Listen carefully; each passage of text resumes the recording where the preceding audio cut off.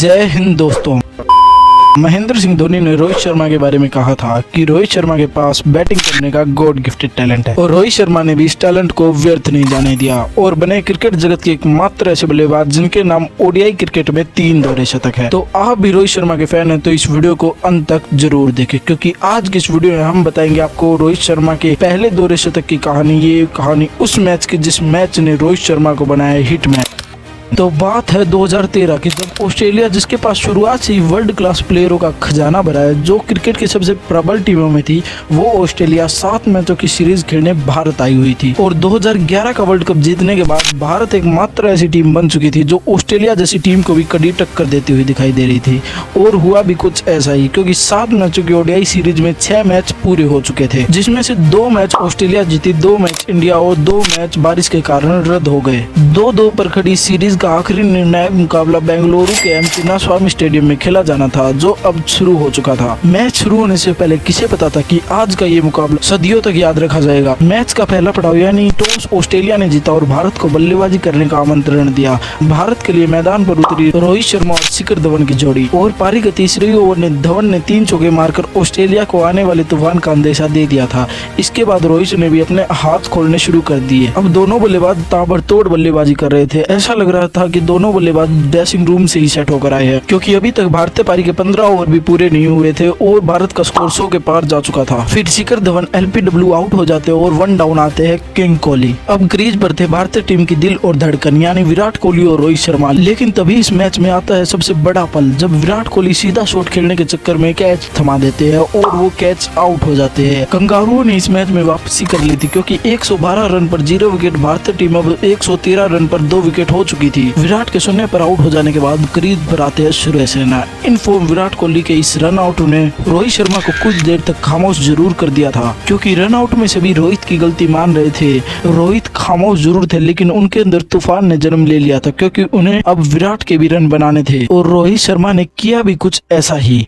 अब रोहित शर्मा सीधे गेंदों पर टारगेट कर रहे थे और हर गेंद पर चौके छक्के की बरसात ही कर रहे थे। सभी ऑस्ट्रेलियाई फील्डर सिर्फ दर्शक बनकर रह गए थे और रोहित शर्मा ठान चुके थे कि इतने रन बना देंगे कि ऑस्ट्रेलिया को चेज कर पाना नामुमकिन हो जाए। साथ ही सुरेश रैना उनका बखूबी साथ निभा रहे थे। उन्होंने 28 रन तो बनाए, लेकिन 30वें ओवर में रैना भी आउट हो गए और पवेलियन की ओर चले गए। इसके बाद नए बल्लेबाज युवराज सिंह भी कोपन बिहाइंड आउट हो जाते हैं। अब रोहित तो टिके हुए थे, लेकिन दूसरे छोर पर कोई टिकने वाला ही नहीं था। ऐसे में रोहित का साथ देने के लिए खुद कप्तान MS धोनी मैदान पर उतरते हैं। अब रोहित 38वें ओवर में 2 रन लेकर अपना सीरीज का दूसरा शतक भी पूरा कर लेते हैं। अब भारतीय पारी लगभग 10 ओवरों में बची थी और मैदान पर था शतकवीर और एक सेट बल्लेबाज रोहित शर्मा, और दूसरी तरफ था दुनिया का सबसे बड़ा फिनिशर MS धोनी। दोनों सिर्फ बॉडी मीटिंग करने लगे और ऑस्ट्रेलिया के सभी प्लेयर इन दोनों के सामने बेबस नजर आ रहे थे। अब भारत का स्कोर 300 के पार जा चुका था। दोनों की बल्लेबाजी ऑस्ट्रेलिया को यह दिखा रही थी, भले ही वो विश्व कप की बेहतरीन टीम है, लेकिन भारत भी अच्छी से अच्छी टीमों को कड़ी टक्कर देने में पीछे नहीं रहेगी। भारत भी उन्हें पछाड़ने का हुनर रखती है, क्योंकि रोहित शर्मा नाम के सैलाब से आज कंगारुओं की पूरी तरह से नस्तनाबूद हो चुके थे। जहां एक तरफ रोहित अपनी भुजाओं के बल से छक्के लगा रहे थे, तो दूसरी तरफ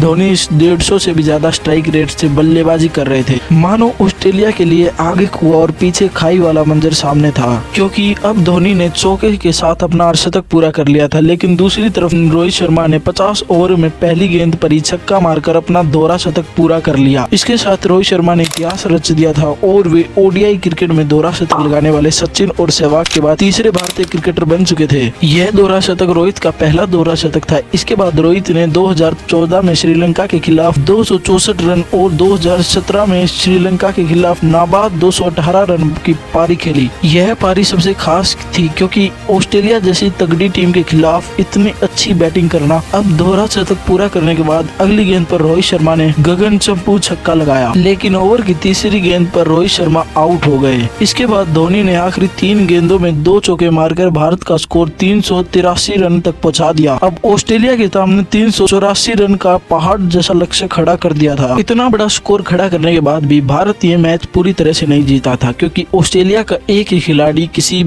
भी मैच को किसी भी समय पलट सकने की ताकत रखता है। अब लक्ष्य का पीछा करने के लिए मैदान पर उतरे ऑस्ट्रेलिया की ओपनिंग जोड़ी एरन फिंच और फिलिप ह्यूज, और ऑस्ट्रेलिया का स्कोर अभी 7 रन हुआ था कि दूसरी दूसरी ओवर में शमी ने पिंच को एलबीडब्ल्यू आउट करके भारत को अली ब्रेक थ्रू दिलवाया। इसके बाद हैंडिन और रूस ने मिलकर ऑस्ट्रेलिया की पारी को संभाला। दोनों के बीच 50 रन की साझेदारी तो हो चुकी थी, लेकिन फिर अश्विन ने ह्यूज को युवराज सिंह के हाथों कैच आउट करवा के भारत को दूसरी सफलता दिलवाई। और ऑस्ट्रेलिया के लिए दिक्कतों का सिलसिला यही नहीं रुका, क्योंकि 2 वर्ष के बाद कप्तान जॉर्ज बेली धोनी के तेज हाथों से बच नहीं पाए और वो मात्र 4 रन बनाकर रन आउट हो गए। अगले ओवर में हेनरी को भी अश्विन ने बोल्ड मारकर चलता किया। ऑस्ट्रेलिया टीम 4 अहम विकेट जल्दी खो चुका था और सबको यह लग रहा था कि यह ऑस्ट्रेलिया नहीं है जो अंत तक फाइट करने में विश्वास रखती है।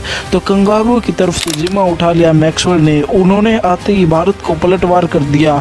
जो मैच लग रहा था कि यह मैच वन साइडेड है, उस मैच को मैक्सवेल ने पलट दिया और ऑस्ट्रेलिया की जीत की उम्मीद को भी मैक्सवेल ने जिंदा रखा। उन्होंने मात्र 18 गेंदों में अपना अर्धशतक पूरा कर लिया था और दूसरे छोर पर पश्चिमी बॉक्स की ओर ऑस्ट्रेलिया को 5वां झटका मिल ही गया। लेकिन मैक्सवेल की तूफानी बल्लेबाजी देखकर भारत के मन में यह था कि कहीं यह लक्ष्य भी चेंज ना हो जाए।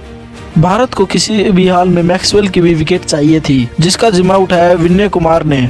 उन्होंने मैक्सवेल को रविंद्र जडेजा के हाथों कैच आउट करवा दिया। अब लग रहा था कि मैक्सवेल के इस विकेट के साथ ऑस्ट्रेलिया की जीत की उम्मीद भी खत्म हो चुकी है, लेकिन ऑस्ट्रेलिया तो विश्व विजेता टीम है, उनका आखिरी विकेट भी मैच पलट सकता है। और उसके बाद हुआ भी कुछ यही, क्योंकि 2 नए बल्लेबाज शेन वॉटसन और ऑलराउंडर जेम्स फाकनर ने यह ठान लिया था कि अब हारना नहीं है। उनके दिमाग में चल रहा था हिम्मत से हारना, लेकिन हिम्मत नहीं हारना, क्योंकि दोनों ही अपनी तूफानी बल्लेबाजी का मेजबान भारतीय टीम पर निकाल रहे थे। दोनों की बल्लेबाजी देखकर लग रहा था कि अभी गेम में जान बाकी है, क्योंकि एक तरफ वार्नर ने अपना अर्धशतक पूरा कर लिया था और एक तरफ वाटसन मात्र 22 गेंदों में ताबड़तोड़ 50 रन बनाकर जडेजा का शिकार बन गए। लेकिन भारत के लिए फाकनर एक बड़ी परेशानी बन चुके थे। उन्होंने अपनी पारी में 11 चौके और 6 छक्के लगाए, जिसकी बदौलत उनके मात्र 97 गेंदों पर शतक पूरा हो चुका था। फाकनर अब ऑस्ट्रेलिया की तरफ से सबसे तेज एक दिवसीय शतक लगाने वाले बल्लेबाज बन चुके थे।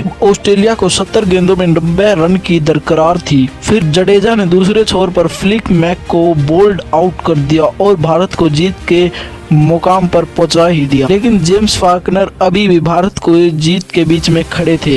अब धोनी ने अपना सबसे प्रमुख गेंदबाज मोहम्मद शमी को गेंदबाजी थमाई और शमी की गेंद पर फाकनर बड़े शॉट की तलाश में जोर से बल्ला घुमा बैठे, लेकिन उनकी टाइमिंग सही नहीं बैठी और वो शिखर धवन के चमत्कारी कैच से आउट हो गए।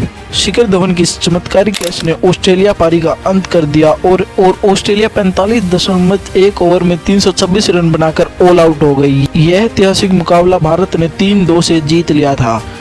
दोस्तों, रोहित शर्मा को इस मैच में दोहरा शतक लगाने पर player of the match award दिया गया और Rohit Sharma player of the series भी रहे। तो इसी तरह सीरीज और यह कहानी भी खत्म होती है। और अगर इसी तरह की दिलचस्प मैच स्टोरी आप और देखना चाहते हैं तो हमारे चैनल को सब्सक्राइब कर दो और नीचे कमेंट कर बताइए ये स्टोरी आपको कैसे लगी। And thank you and have a nice day.